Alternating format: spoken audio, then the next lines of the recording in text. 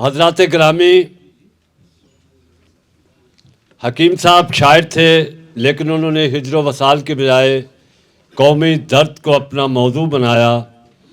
ان کا ایک شعر ہے، جب 1956 کا آئین بنا کہ ابھی تو صرف ترتیب گلستہ ہی کو بدلا ہے، ابھی تو تبدیل کرنا ہے مزاج باغباں مجھ کو۔ اب میں دعوت خطاب دینے لگا ہوں اپنے بھائی اور جامعہ پنجاب میں ماس کمیونیکیشن کے استاد، معروف قلمکار اور مصنف برادر عزیز ڈاکٹر وقار ملک صاحب کو، جن کا تعلق ہمارے قبیلے سے بھی ہے اور ہمارے شہر سودرے سے بھی ہے۔ بسم اللہ الرحمن الرحیم۔ رئیس محفل محترم جناب خالد محمود صاحب، قابل صدر احترام امتیاز ملک صاحب، ڈاکٹر نوید الہی صاحب، ڈاکٹر اسلم ڈوگر صاحب، استاد محترم پروفیسر ڈاکٹر شفیق جلندی صاحب، حکیم راحت نسیم سودروی صاحب، حمید اللہ ملک صاحب، جبران صاحب، اظہر ملک صاحب، معزز حاضرین مجلس، آج ہم خانوادہ مولانا ظفر علی خان سے بڑھ کر مولانا ظفر علی خان سے پیار کرنے والے حقیقی عاشق رسول، تحریک پاکستان کے مخلص اور درینہ کارکن حکیم عنایت اللہ نسیم کی شخصیت کو خراج تحسین پیش کرنے کے لیے یہاں حکیم عنایت اللہ نسیم کا تعلق ضلع گوجرانوالہ کے تاریخی قصبہ سودرا سے تھا، اور اسی مناسبت سے وہ اپنے نام کے ساتھ سودروی بھی لکھتے تھے۔ سودرا کو سلطان محمود غزنوی کے غلام ایاز نے آباد کیا، اور آپ کو یہ جان کے خوشی ہوگی کہ بابا صحافت مولانا ظفر علی خان کی پیدائش بھی سودرا ریلوے اسٹیشن کے تھوڑے فاصلے پر قائم ایک چھوٹی سی بستی کوٹ میرت میں ہوئی تھی۔ حال میں ککے برادری کے بہت سے احباب موجود ہیں، آپ کو یہ جان کے خوشی ہوگی کہ سودرا کی ککے آبادی نے حکیم عنایت اللہ نسیم کے علاوہ بھی کئی ایک قلمکار پیدا کیے۔ قائد اعظم کی زندگی پر سب سے پہلے ایک کتاب لکھنے والے حیات قائد اعظم ملک خالد اختر افغانی کا تعلق بھی سودرا کی ککے فیملی سے تھا۔ شعراء کتاب لائف آف محمد حسین ہیکل کا اس کا ترجمہ کرنے والے حیات محمد ابو یحییٰ امام محمد نشیروی بھی سودرا کی ککے برادری سے تعلق رکھتے تھے۔ تاریخی ککے لکھنے والے ملک ابو المحمود ہدایت اللہ بھی اسی برادری کے فرد تھے۔ معروف محقق عبدالعزیز فاروق اور 90 سے زائد کتابوں کے مصنف ملک عبدالرشید عراقی، یہ سب ایک محلے میں قیام پذیر تھے، اور میرا خیال ہے کہ ایسا بہت کم ہوتا ہے کہ ایک ہی محلے میں، ایک ہی برادری میں ایک سے بڑھ کر ایک قلمکار۔ حکیم عنایت اللہ نسیم سودروی نہ صرف یہ کہ میرے عزیز تھے بلکہ محلے دار بھی تھے۔ میرا ان کے گھر کا 3 گھروں کا فاصلہ تھا۔ میں نے جب سے شعور کی آنکھ کھولی، میں نے حکیم عنایت اللہ نسیم کو بڑے قریب سے دیکھا، جانچا، پرکھا۔ ان کی زندگی کا کوئی ایسا گوشہ نہیں ہے جو میری نظر سے ہو جائے، لیکن چونکہ بہت سے مقررین ہیں، میں اختصار کے ساتھ ان کی شخصیت کی 3-4 خوبیوں کو اجاگر کرنے کی کوشش کروں گا۔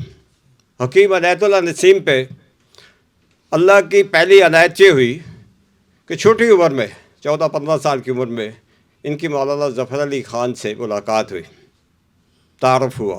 حکیم صاحب سودرا سے وزیر آباد جاتے تھے، 5 میل کا سفر پیدل طے کرتے تھے اور پیدل واپس آتے تھے۔ رستے میں کرم آباد میں وہ گاہے بگاہے مولانا سے ملنے کے لیے جاتے۔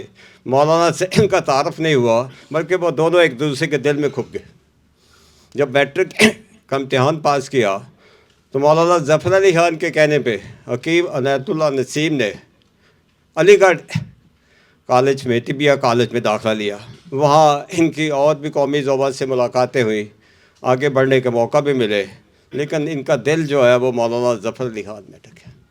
وہ بلا شبہ مولانا ظفر علی خان کے حافظ تھے, بلکہ ان کے انسائکلوپیڈیا تھے.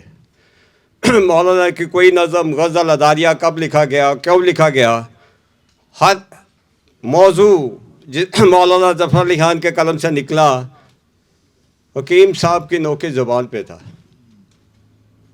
وہ بقول مجیب الرحمن شامی صاحب کے مولانا ظفر علی خان کی چلتی پھرتی تصویر تھے.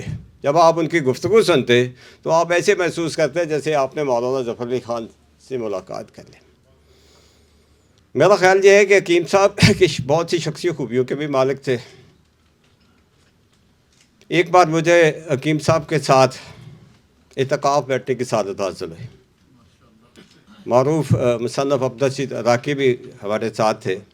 میں نے 10 روز حکیم صاحب کو بڑے عزت کے ساتھ اور گڑ گڑا کے اللہ کے حضور دعا مانگتے ہوئے دیکھا. وہ ایک سچے اور کھڑے مسلمان تھے. حکیم صاحب کی ایک خوبی جس کا میں بطور خاص ذکر کرنا چاہوں گا, جو کہ آج ہماری سوسائٹی میں ناپید ہو چکی ہے, وہ رزق حلال کمانا تھا. حکیم صاحب جب کسی مریض کو چیک کرتے, ہاتھ ان کا نبض پہ ہوتا, نظر ان کی مرض پہ ہوتی, جیب کی طرف کبھی دھیان نہیں گیا.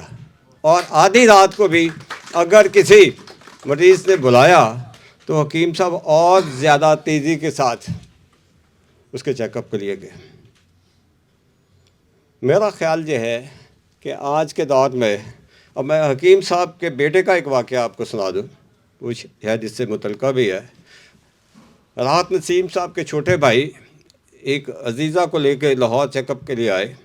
تو کہتے ہیں میں نے جب ڈاکٹر صاحب کو دکھایا تو ڈاکٹر صاحب نے کہا کہ آپ کے لیے دال ماش بند ہے, چنے بند ہے, بڑا گوشت بند ہے, فلاں چیز بند ہے. تو کہتے ہیں میں نے ایسے ہی پوچھ لیا, ڈاکٹر صاحب یہ کیا کھا سکتی ہے؟ تو ڈاکٹر صاحب نے کہا یہ مجھے کھا سکتی ہے.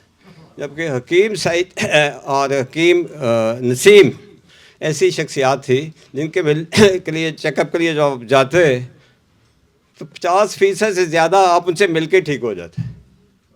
حکیم صاحب کی خوبی جس کا میں بطور خاص ذکر کرنا چاہوں گا کہ جب کوئی شخص ان کے پاس آتا, اپنی پریشانی ڈسکس کرتا, تو وہ حکیم صاحب اس سے زیادہ خود پریشان ہو جاتے اور اس کی ہر ممکنہ مدد کرنے کی کوشش کرتے. اگر خود نہیں کر سکتے تو کسی دوست احباب سے ریکویسٹ کرتے تاکہ اس کو اس مشکل سے نکالا جائے. میں ایک حدیث پڑھا تھا حضرت عائشہ کی. حضرت عائشہ فرماتی ہے کہ جب نبی کریم صلی اللہ علیہ وسلم بہت زیادہ خوشگوار موڈ میں تھے, ویسے تو آپ صلی اللہ علیہ وسلم ہمیشہ خوشگوار موڈ میں ہوتے تھے, تو میں نے نبی کریم سے پوچھا کہ کیا کوئی ایک ایسا عمل بھی ہے جس کے کرنے سے انسان کے ساری زندگی کے سارے گناہ معاف ہو جاتے؟ نبی کریم صلی اللہ علیہ وسلم فرمایا ہاں ایک عمل ایسا ہے کہ اگر آپ کر لیں تو آپ کی ساری زندگی کے سارے گناہ معاف ہو جائیں. حضرت عائشہ نے پوچھا یا رسول اللہ وہ کون سا عمل ہے؟ فرمایا جب کسی مومن کے پاؤں میں کانٹا چبھ جائے, اس کے برابر اگر آپ کسی شخص کی تکلیف اللہ کی رضا کے لیے دور کر دیں تو اللہ تعالیٰ آپ کی ساری زندگی کے سارے گناہ معاف کر دیتا. جب یہ روایت صحابہ کے پاس پہنچی تو بہت خوش ہوئے, لیکن جب حضرت ابوبکر صدیق کے پاس پہنچی تو پریشان ہو گئے. صحابہ نے کہا یہ تو خوشی کی بات ہے کہ آپ کسی کی تکلیف دور کریں, جنت حاصل کریں.